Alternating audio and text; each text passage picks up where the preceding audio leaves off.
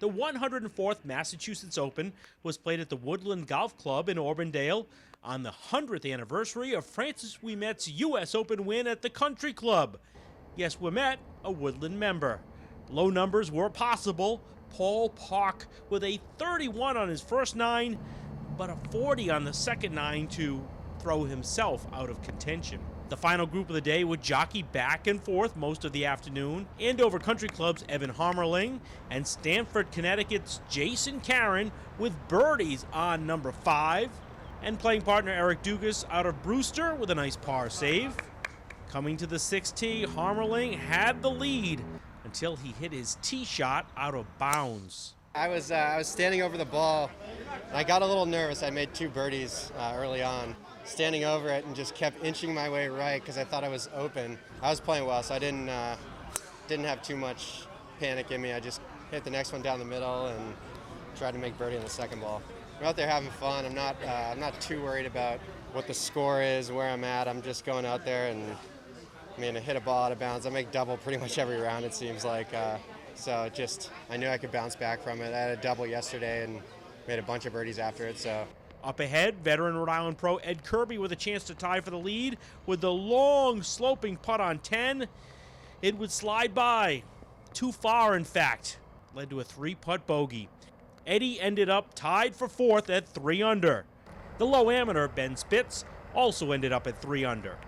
Dedham Country and Polo Club's Chris Fitzpatrick was in the 4th to last group of the day, and he got hot. An eagle on 12 to jump to the lead at 7 under. The lead group a few holes behind.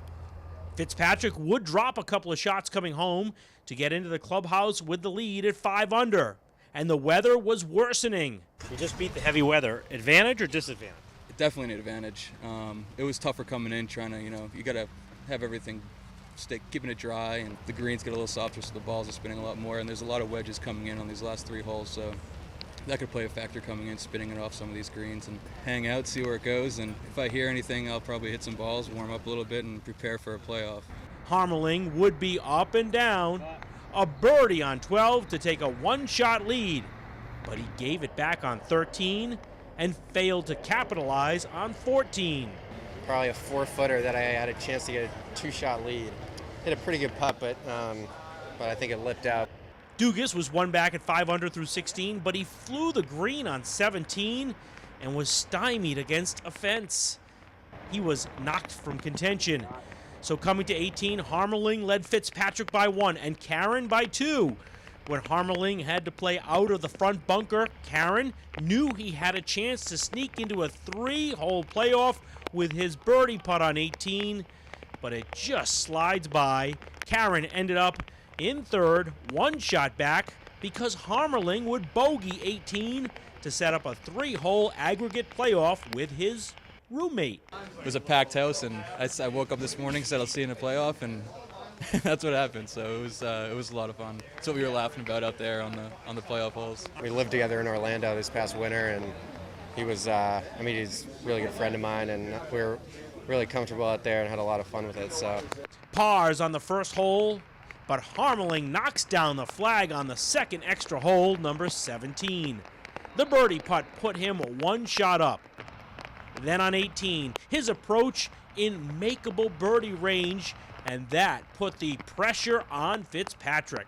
After he put his second shot in a really good place, an uphill putt on 18, and I had a feeling he was going to make it, so I was actually trying to hold that shot from the fairway out there, and I hit a really good shot in there. And Fitzpatrick did his part, but never got a chance to putt because Harmerling atoned for his bogey on 18 an hour earlier with a birdie to wrap up his first professional tournament victory. By far, biggest tournament I've won, and I actually had trouble winning anything. Period. Before since the Mass Juniors, I haven't really won a tournament in the last 6 or 7 years, which I was a little disappointed at. And Francis Ouimet's home course, 100 years after he won the Opens. It's pretty cool that I won it here. After that bogey on 18, as a friend, it's good to see him bounce back. Put it together this week, and it means a lot to me. This is awesome. And despite a huge payday, he donated his winnings to the One Fund of Boston for marathon bombing victims. This was a very popular win. I'm Don Coyne reporting.